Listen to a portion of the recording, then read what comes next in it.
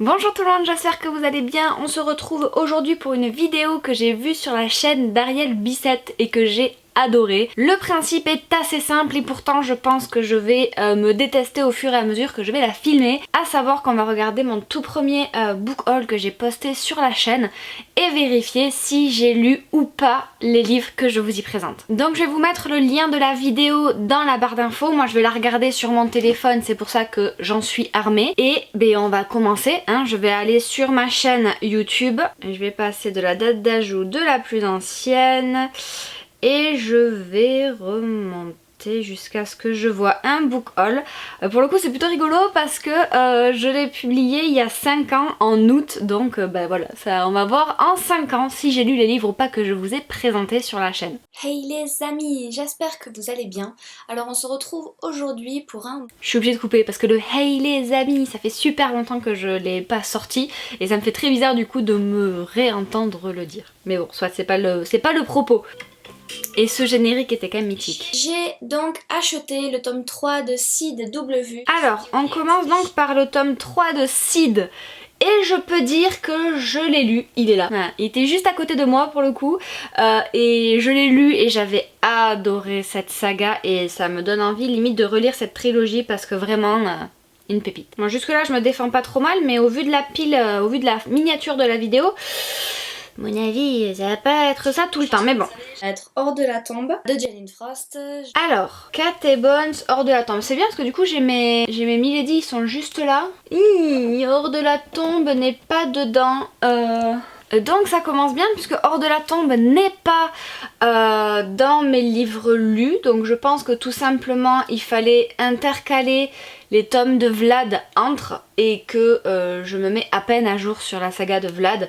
Donc je pense que ça doit venir de là parce que j'étais vraiment fan, et je le suis toujours d'ailleurs, fan de cette saga. Donc il n'y a pas de raison que je ne l'ai pas lu pour une autre raison. Je suppose qu'il fallait intercaler les tomes intermédiaires entre et que c'est sur cela que j'ai vraiment ralenti. J'ai reçu donc les Sullivan 3 comme une évidence de Bella. Alors ensuite on part sur les Sullivan 3 comme une évidence de Bella André. Ça c'est du... j'ai lu...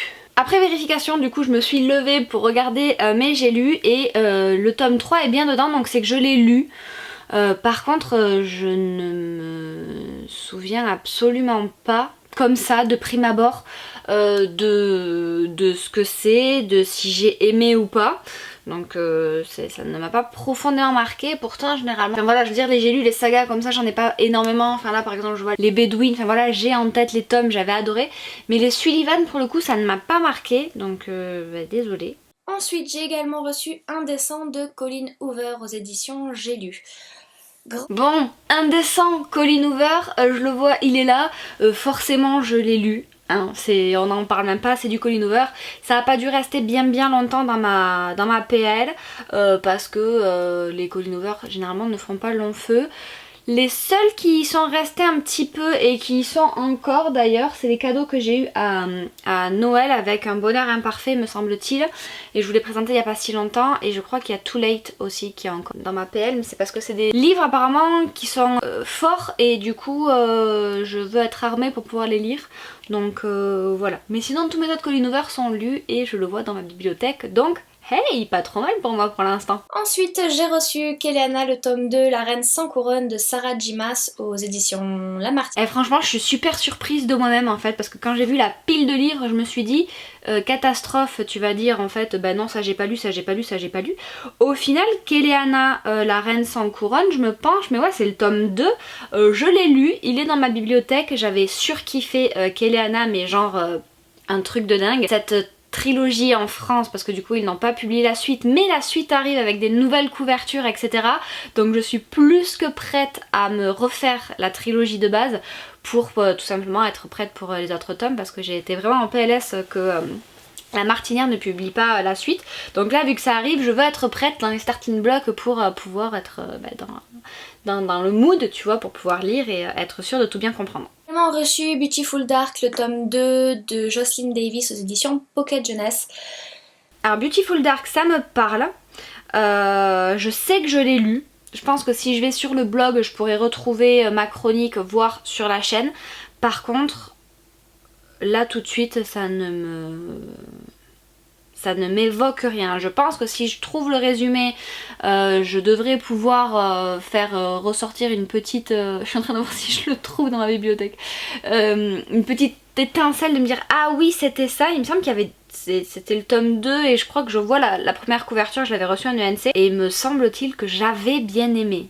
Mais j'en mettrai pas ma main au feu. Donc n'hésitez pas à aller voir en barre d'infos les chroniques etc. que je vais vous lier. Mais je l'ai lu celui-là aussi. C'est ce qu'il faut retenir de cette vidéo. Ensuite j'ai reçu Tes mots. Oh Tes mots sur mes lèvres, qu'est-ce que j'aime ce livre. Et je suis trop fière de moi en fait, les gens vous pouvez pas imaginer, de me dire que là-dedans, dans ma PL qui est donc cette bibliothèque là-bas, il y a je pense ouais, quasiment 200 livres et il y en a beaucoup que j'ai présentés au long des années et qui ne sont pas lus et du coup j'avais vraiment peur de faire cette vidéo et en même temps ça m'intriguait de voir moi-même. Vous pouvez mettre sur un niveau et au final c'est pas trop mal puisque là donc c'est Tes mots sur mes lèvres de Kadja Millet, celui-là je l'ai lu mais tellement aimé en plus de ça. Ça me fait trop plaisir de revoir ces livres et ça me donne envie d'en relire certains parce qu'ils m'avaient procuré tellement d'émotions à la première lecture.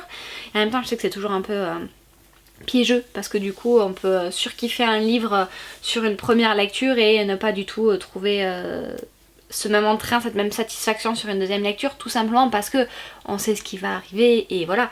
Mais ouais, celui-là ça me donne particulièrement envie de le redécouvrir. Mais celui-là est lu. Également reçu Le joyau d'Amy Ewing dans la collection R. Ce livre sort fin. Alors, Le joyau de Amy Ewing, ça me parle. Me semble-t-il que c'était...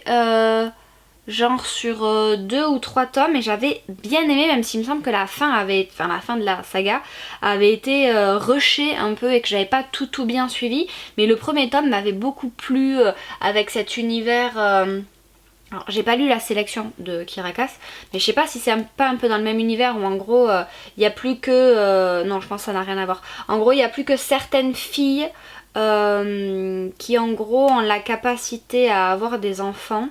Et du coup elles sont un peu vendues aux enchères pour... En fait ça me fait penser un peu au... J'ai pas lu La Servante Écarlate ou vu la série mais la façon dont on me le pitch ça me fait penser à ce livre en fait. Voilà, et j'avais beaucoup aimé suivre tout ça, il y avait un fond de magie dedans, enfin c'était hyper bien écrit et j'avais vraiment apprécié cette trilogie et elle doit être par là dans ma bibliothèque je suppose, mais en tout cas ouais c'était une très bonne découverte et donc livre lu. Chez Pocket Jeunesse encore j'ai reçu donc L'Appel des âmes perdues. Putain j'ai presque fait en sans faute en fait, s'il n'y avait pas eu Kate et Bones on était bon quoi. Là c'est L'Appel des âmes perdues, donc Body Finder de Kimberly Derting, j'espère que je le lis bien sur le livre, c'est un peu flou. J'avais adoré, mais adoré, il y a 2 tomes, je les ai encore, je les vois. J'avais adoré, alors je crois qu'il y avait plus de tomes mais ça n'a pas été traduit en France par Pocket Jeunesse.